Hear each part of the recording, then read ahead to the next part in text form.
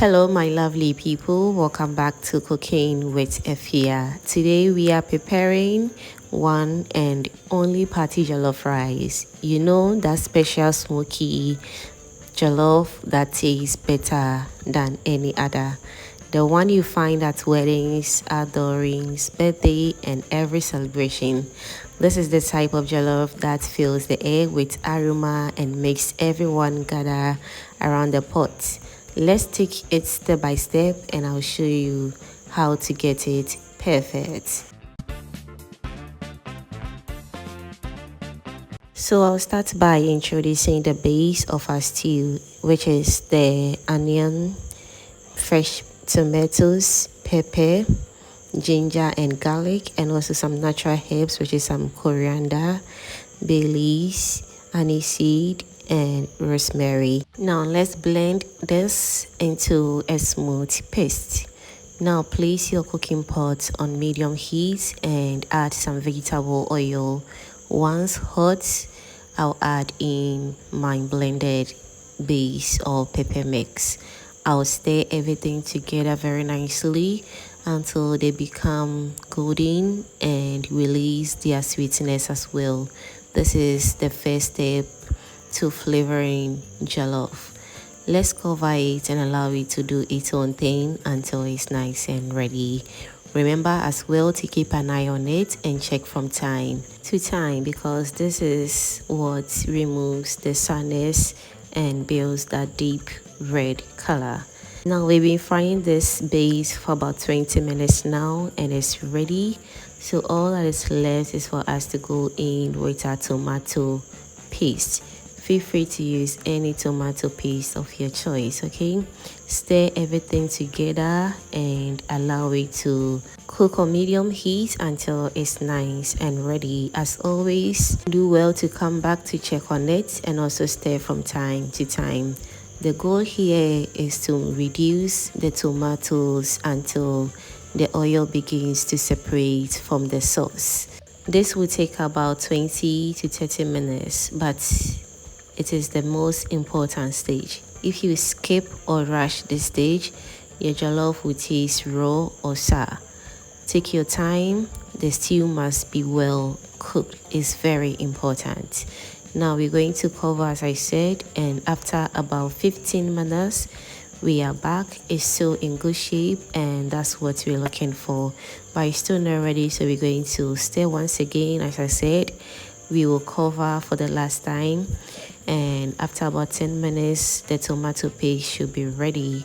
As you can see, it has really changed in color very well, and that's what we're looking for.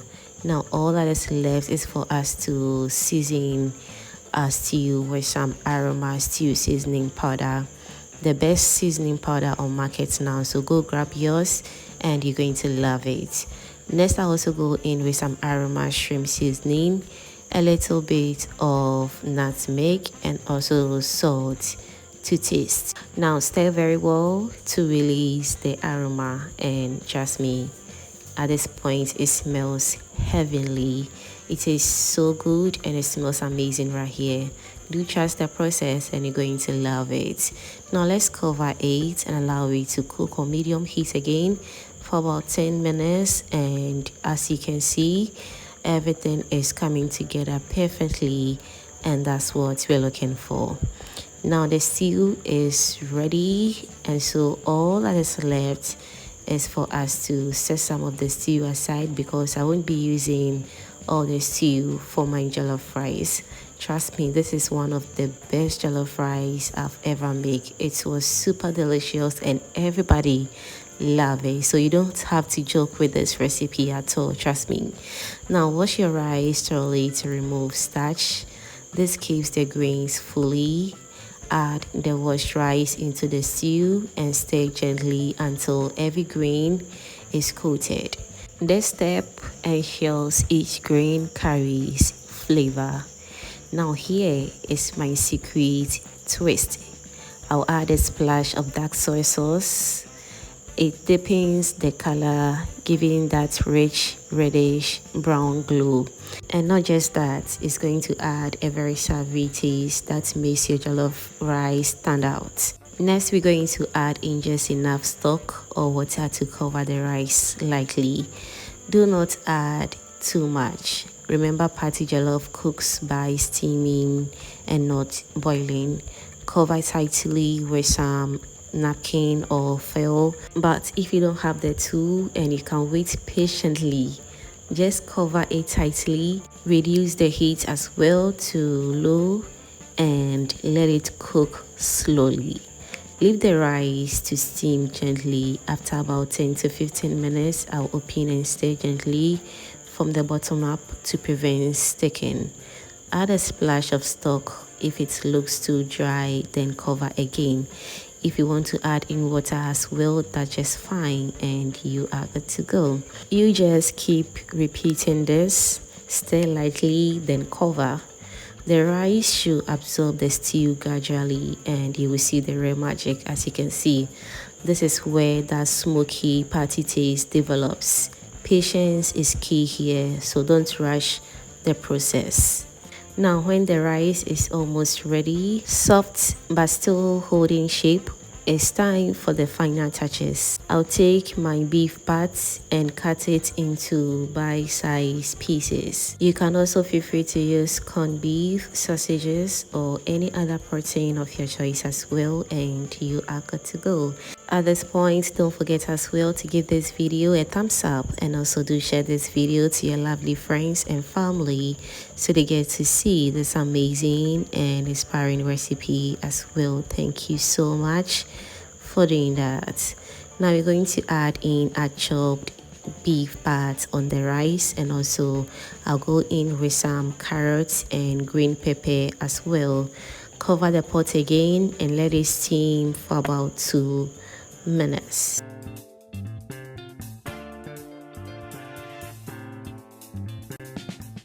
After 2 minutes, open and stir gently, folding the rice from the bottom upwards.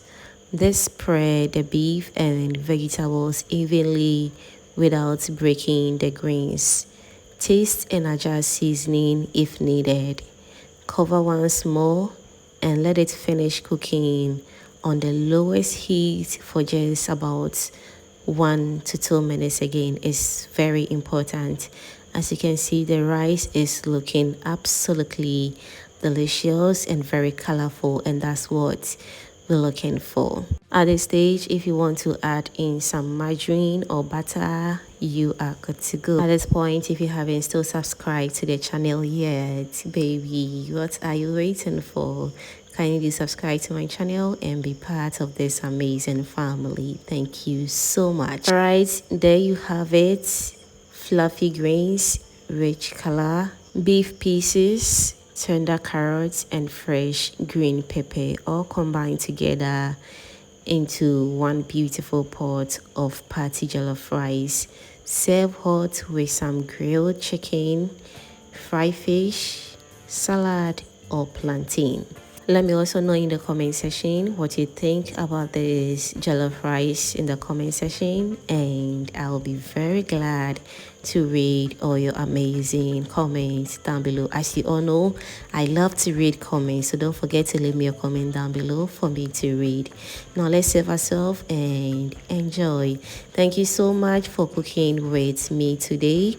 If you enjoyed this recipe, don't forget to like, share, and subscribe to more Ghanaian and African dishes right here on Cooking with Efya. Thank you once again and see you in my next upload. Bye.